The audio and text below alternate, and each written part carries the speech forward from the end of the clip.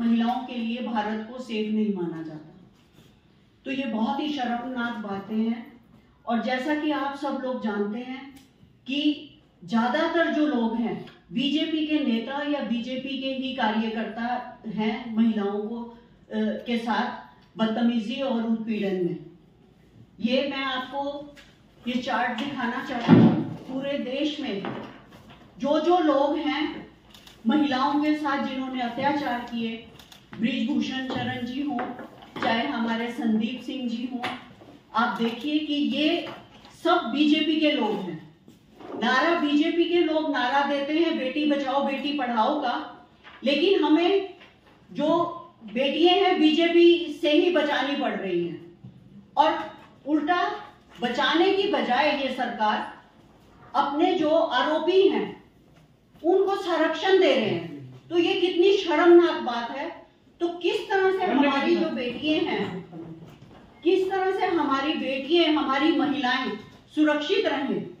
आप देखिए कि इस देश में और इस प्रदेश में ऐसे लोगों के हाथ में सत्ता है जो कि आरोपियों को बचा रहे हैं और आरोपियों को संरक्षण दे रहे हैं। आपको हरियाणा का ही एग्जाम्पल दिया जाए। अभी रिसेंटली बात है कि सदन में जब हमारे एमएलए ने संदीप सिंह जी से क्वेश्चनिंग करने की मांग की और वो वहां पर उपस्थित नहीं थे, तो हमारे मुख्यमंत्री खट्टर साहब ने किस तरह से उनको धमकाया और उनको कहा कि इसका परिणाम अच्छा नहीं होगा। तो क्या आप सोच सकते हैं कि ऐसे जो नेता सरकार चला रहे हैं उसमें क्या महिलाएं सुरक्षित हैं? महिलाओं का क्या हालात होगी ये आप सब लोग जान सकते हैं। तो आपके माध्यम से मैं सरकार को ये जताना चाहती हूँ और सरकार को बताना चाहती हूँ कि महिलाओं की क्या दुर्दशा है पूरे देश में और इस प्रदेश में। इसके रिगार्डिंग मैं आपको कुछ तथ्य और कुछ डाटास भी बताऊंगी जिससे कि ये साबित होता है कि जो महिला उत्पीड़न है और महिलाओं की के साथ जो जाति हो रही है वो लगातार बढ़ी जा रही है, कम होने के बजाय बढ़े जा रही है। तो महिलाएं कैसे अपने आप को सुरक्षित समझे? हरियाणा महिलाओं के प्रति अपराध में दूसरे नंबर पर है।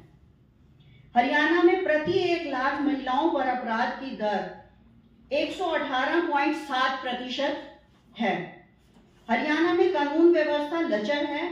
बहुत सी हमारी बहनें हिम्मत करके केस दर्ज कराती हैं, आधे तो केस दर्ज ही नहीं होते, क्योंकि आपको भी पता है बहू बेटियां जिन घरों में होती हैं वो उस चीज को छुपाने की कोशिश करते हैं, जहां तक हो सके अंदर ही अंदर उस मामले को ठीक करने की कोशिश करते हैं। और आधे तो जो चीजें हैं बाहर ही नहीं आती, और जो बाहर आती है वो पुलिस उसको दर्ज नहीं करती।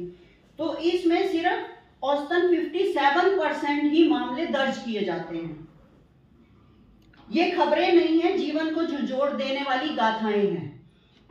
लोगों के सपने टूटते हैं और लोगों की चीख पुकार इन चीजों में। आप सोच सकते हो कि एक महिला के साथ कुछ भी हो, किसी बच्ची के साथ कुछ भी हो, उस परिवार की क्या दशा होगी, उन लोगों की क्या दशा होगी। तो ये आप सब फैमिली, सबकी फैमिली है और सब इस चीज को समझ सकते हैं।